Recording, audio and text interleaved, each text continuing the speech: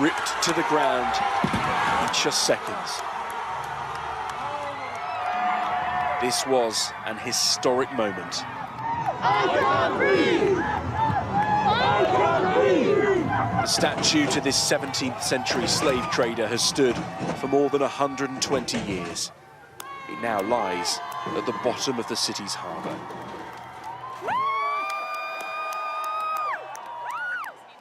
"10,000 gathered for the Black Lives Matter protest in Bristol.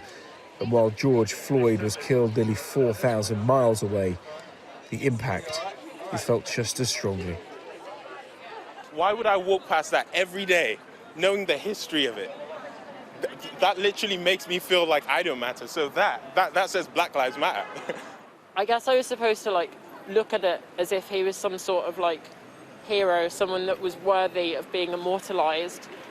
And I think that's actually, it sent a very, very strong message of white supremacy. So I think it's difficult to know whether this is the start of something incredible. I mean, the statue being knocked down definitely is, but I think so much more needs to be done. There is no escaping Edward Colston in Bristol. His name adorns buildings throughout the city. He has long been a key and controversial figure, with more than 11,000 having already signed a petition to remove his statue. This is something that should have happened years ago, but the council failed to act. And even before I started the petition, there have been numerous groups campaigning for the removal of the statue, and rightly so, because Bristol is a multicultural and diverse city. In the end, no petition was needed. There's no doubt that this is a very significant moment for Bristol. It is a city which has slavery ingrained in its history. The big question, though, is whether this is the start of something bigger. A police investigation into those responsible is now underway. The actions of a small minority here, condemned by the Home Secretary.